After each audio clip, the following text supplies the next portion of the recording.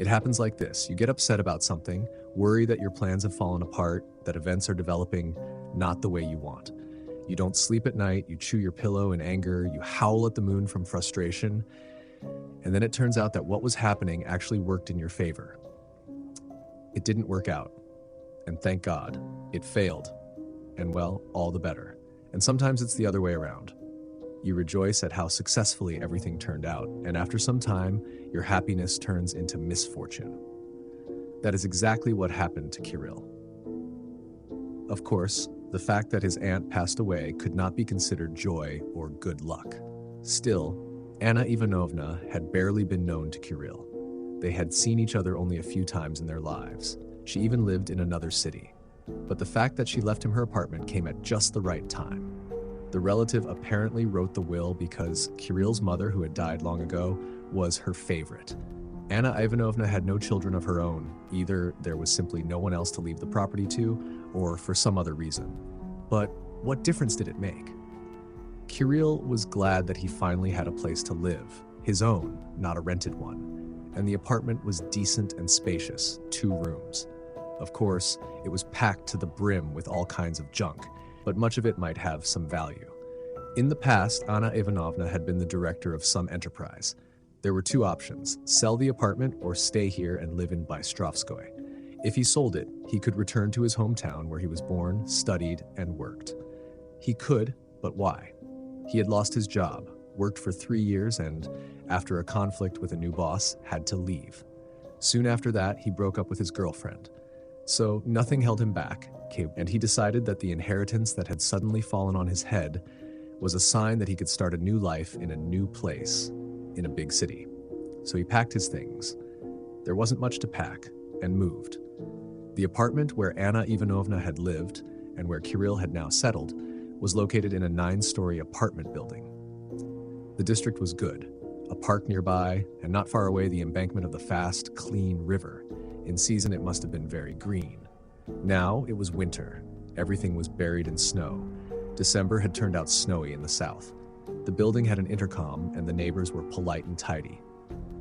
"So you're Anna Ivanovna's grandson?" the neighbor from the landing asked.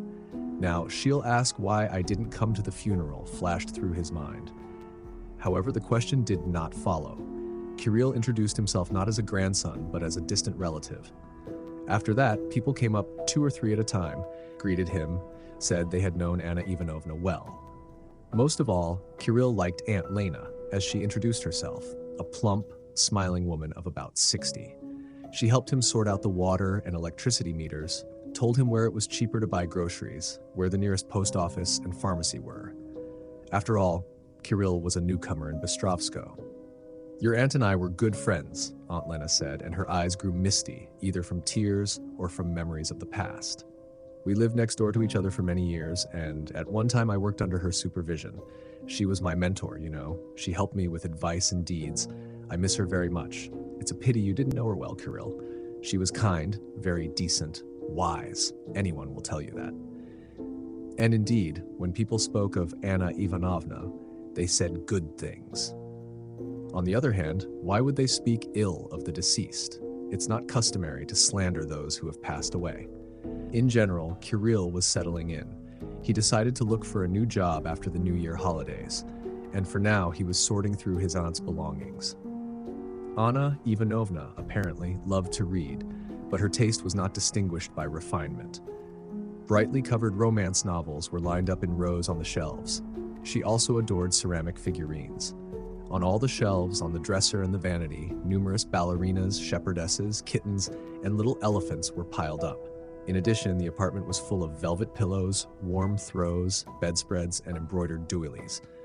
For now, his hand did not rise to throw things away, but it was, of course, impossible to live among all these piles of clutter. Kirill promised himself that closer to the new year, when it would be time to put up the Christmas tree and decorate the home for the holidays, it would also be time for a general cleaning. Usually his ex-girlfriend had taken care of that. Kirill himself was indifferent to garlands, Christmas trees, and the spirit of Christmas, but still intended to put up a tiny tree. And cleaning the apartment would come in handy. Only the cleaning never happened. Other concerns appeared.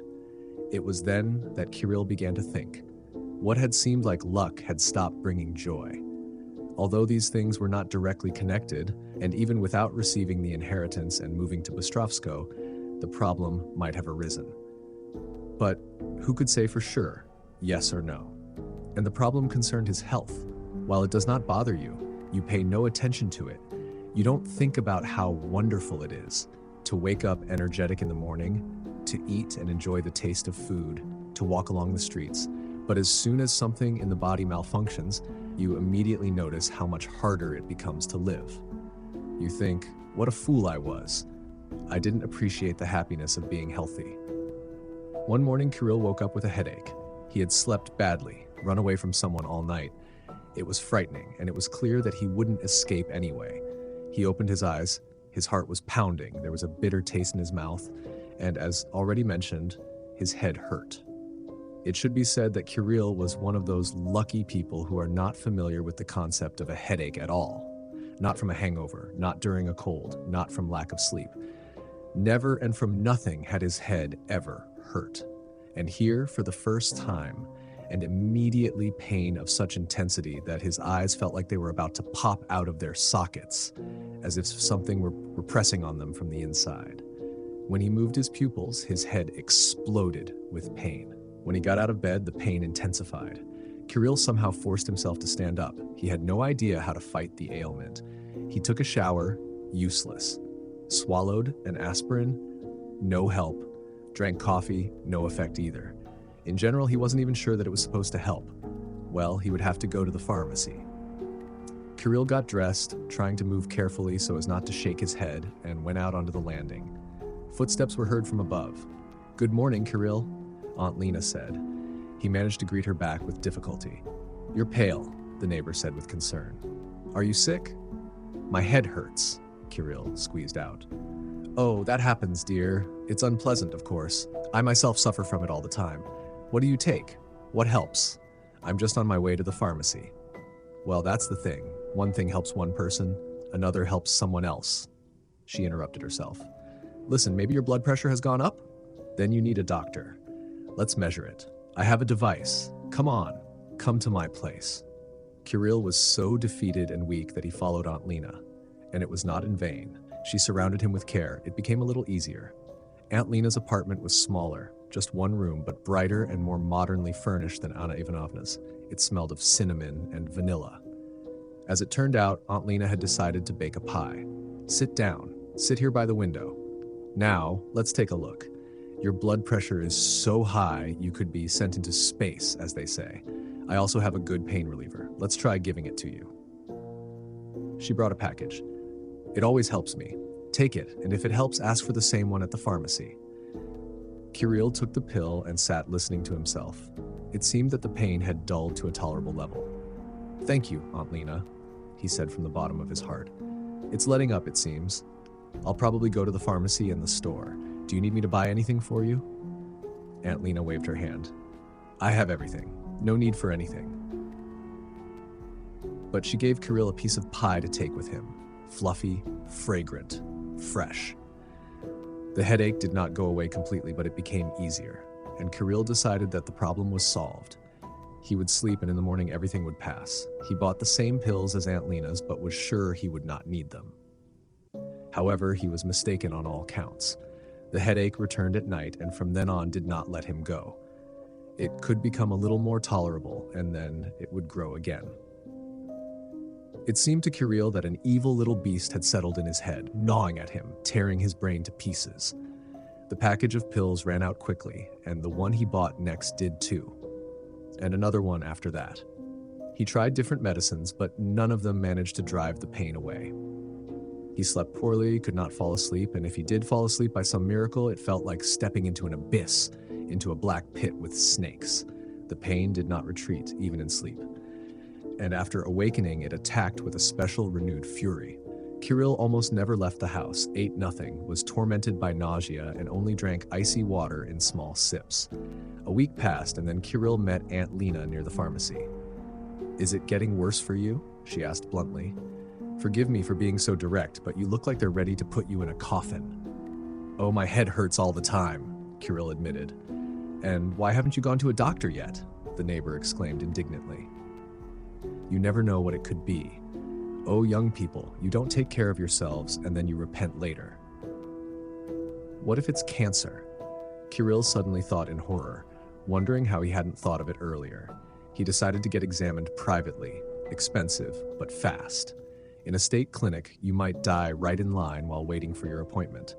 Or you might die anyway. A sarcastic voice of his ex-girlfriend rang out in his boiling, pain-scorched head. "To hell with you," Kirill whispered aloud. The neural network he consulted advised him to see a neurologist. The doctor examined him and sent him for tests. It was also decided to do an MRI. A huge amount of money was spent, and according to the results, Kirill was healthy, no signs of pathology. The tests were close to ideal. The doctor prescribed medication and told him to come back in 10 days. Kirill felt uplifted. It was good that nothing dangerous had been found. The pills would soon help.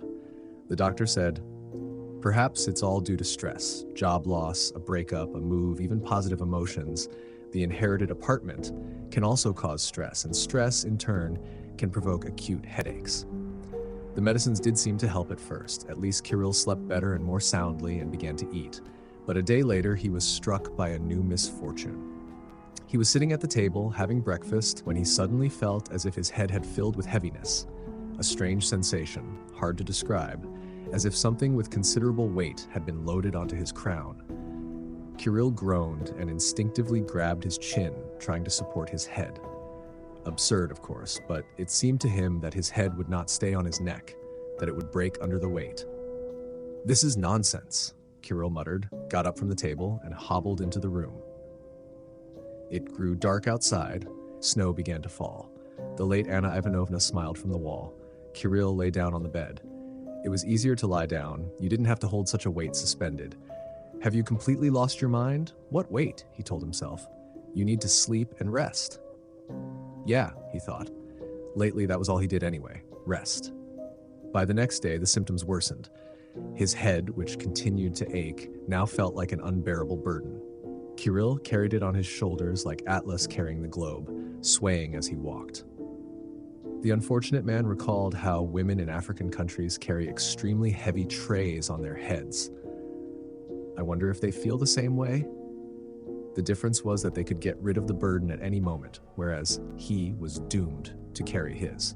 A day later, it became even worse. The sick man felt that his head had swollen like a balloon, blazing with heat. His forehead was hot. Something throbbed in the back of his head as if an abscess were ripening there. And the fear did not go away that his neck was about to snap in half. Kirill walked carefully, holding on to the wall with one hand and supporting his chin with the other, and felt that his head had increased in size threefold. He urgently needed a doctor. Perhaps it was some dangerous disease, some symptom. Kirill tried to search for information on the internet, but everything blurred before his eyes. He squinted and still could not make anything out, and in the end gave up. The doctor greeted him with a routine smile, surprised that the patient had come earlier than scheduled. As Kirill confusedly tried to explain what was happening, the polite smile slid off the doctor's face. "But outwardly your head is fine," he said. "And the tests too." "To hell with your tests," Kirill cried out in despair. "Examine me, please. Don't you see that I have a fever, that my head is burning? It's hot, and it's swollen, terribly swollen. I can't carry it on my shoulders. My neck aches constantly, and my head doesn't stop hurting for a single second. I can barely walk. My head keeps tilting to the right and to the left, and it's getting harder and harder to hold it." He understood that he was talking nonsense, but he could not stop. Surely the healer must understand. The doctor approached cautiously, as if dealing with a dangerous madman.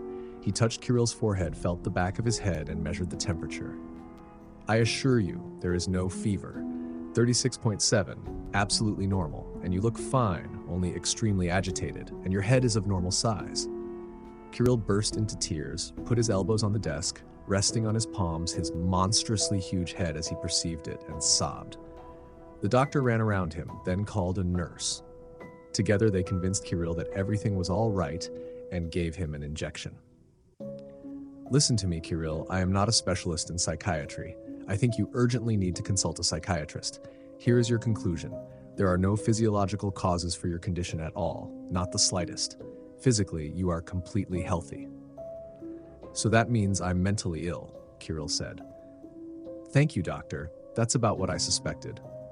The doctor frowned. Listen, self-pity is not a solution. Nowadays, everything is treated. There are many modern methods and medications. Please seek help, and you will soon feel better, I assure you. The taxi arrived quickly, but it seemed to Kirill that he had been waiting for more than an hour. It was so difficult to remain upright. His head felt as if it would burst. As he sat down in the taxi, he thought he would not fit inside. They might not notice his grotesquely swollen skull, but he himself could see it. When the car jolted, Kirill clenched his teeth. It seemed to him that his head would roll off his neck and fall onto his knees, or burst like an overripe fruit. None of that, of course, happened. They arrived. Getting out of the car, Kirill cried out in pain and staggered, trying to keep his balance. What's wrong with you, man? The taxi driver asked sympathetically.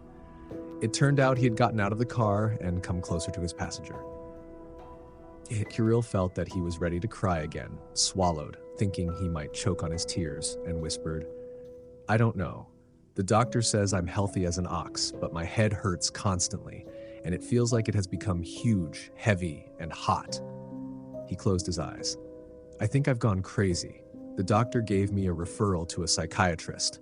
Kirill hated himself for complaining and telling such things about himself to a stranger he had seen for the first time in his life. He thought the man would laugh at him, would tell his family over dinner how he had driven a lunatic with obsessive ideas. But the taxi driver, whose face Kirill could barely make out because his vision was failing him, said sympathetically, Man, forgive me, but I'll tell you this. I've been driving a taxi for 10 years. I've seen all kinds of things. All sorts of people get in. You hear all kinds of stories. It looks very much like you've been cursed. This isn't an illness. It's magic, you understand? Something may have happened in your life. Something changed. You might have wronged someone. Think about it. The taxi driver patted Kirill on the shoulder, then helped him reach the entrance. Take care of yourself, the man said and left. At home, Kirill sat down on the sofa and closed his eyes. Yes, there had been changes in his life, and it had all begun, of course, after the move. Could the ghost of Anna Ivanovna be dwelling in the apartment and harming him? Could that be? Kirill gathered his strength and went to get his laptop. He put it on the table and turned it on. Supporting his head with one hand, with the other he typed into the search bar.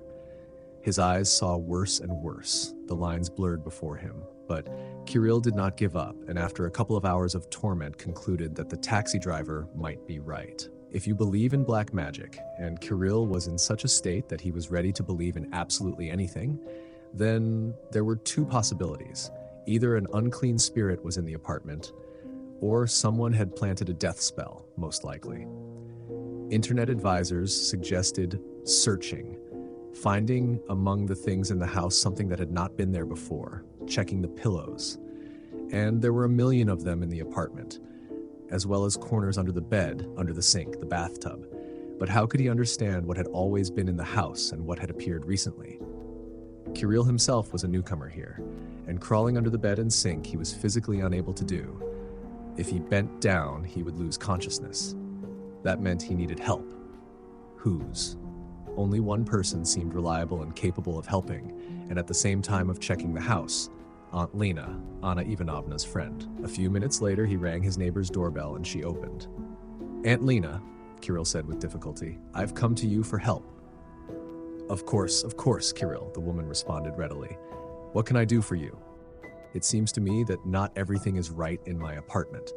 I don't know whether you believe in such things, but, well, could you go and see if there are any objects there that shouldn't be there? Ceramic figurines, for example, that were not there during Anna Ivanovna's lifetime, or maybe something under the sink, under the bed, or somewhere else. He licked his lips. His temples were pounding. The pain intensified. Of course I'll help, she threw up her hands. With your condition and with such a head, you can't handle it. He wanted to thank her and then, What do you mean, with such a head, Aunt Lena? Kirill asked. He had never told her that his head had swollen. The neighbor looked at him and averted her eyes. For a moment, his vision cleared, and he noticed that Aunt Lena had slightly turned red. The corner of her mouth twitched. She pretended that everything was fine and began to say that she meant, of course, a headache. But Kirill realized she was lying. By her intonation, by the tone of her voice, it was clear. The neighbor was embarrassed, had let something slip, and was now trying to correct the situation and hide something. He understood exactly what it was. It was you. The curse was your doing. From the way her face changed, it became terrifying. Her eyebrows drew together at the bridge of her nose, her smile turned into a grimace, her lips pressed into a thin line. A different person stood before him, and Kirill recoiled. "You little bastard," she spat. "Shameless brat. I courted that old fool for 3 years. Aneshka Ivanovna, shall I buy you some milk? Aneshka Ivanovna, I baked a pie, help yourself. I washed her floors, wiped dust from those stupid figurines, read her nonsense books aloud when her eyesight began to fail. I thought she had no one and that she would leave the apartment to me, and I would give it to her grandson." Aunt Lena looked at Kirill with hatred. "I wanted to help the boy, and then you showed up, you scum. I was so consumed with rage." "What did you do?" Kirill whispered. "What did I do? I went to a witch, gave her my last money, and now you will die. You shouldn't have opened your filthy mouth for someone else's bread, for square meters." The word kill would not come out of her mouth. "But you won't get the apartment anyway. It's useless." "So be it," the neighbor hissed. "Let no one get it. I won't be its owner, but you won't live large in it either." She slammed the door in Kirill's face. He wandered back to his place, took his laptop, phone, documents, money, the most necessary things, and left. Who knows, maybe home was more dangerous if the cursed object was there. Or maybe it wasn't a planted curse at all, and they wanted to destroy him in some other way. He spent the night in an apartment he rented for a few days. By the second night, it became easier, and Kirill realized that there was definitely no point in returning home. Casting aside his doubts, he began to look for someone who could help. If Aunt Lena found a witch who had enchanted him, then surely there must be those who could perform the reverse ritual as well, right? After many long hours of searching, wandering through chats and forums, Kirill came across a certain witch named Emma. As it turned out, she was quite a well-known figure in the town of Bystrosk, who, judging by the enthusiastic reviews, worked miracles and had done much good for people. Finding her contact information was not easy. She did not advertise on the internet, but in the end it worked out. Kirill called, and he was allowed to come. Witch Emma removed the curse from Kirill. He welcomed the new year as a healthy person. His head stopped hurting, not to mention the other horrific sensations. The apartment he had inherited from Anna Ivanovna, the young man sold through an agency without ever going inside again. Witch Emma did not forbid it, but he himself could not force himself. He bought a small one-room apartment in a new building and began to live his life. What happened to the neighbor, he did not know and did not want to know. He did not even think about her. What happened that winter gradually began to fade from memory. Details were erased. Either Witch Emma had a hand in it, or it was a protective property of the psyche. But Kirill firmly remembered and learned the lesson that people are sometimes capable of anything for the sake of revenge, yielding to malice and envy.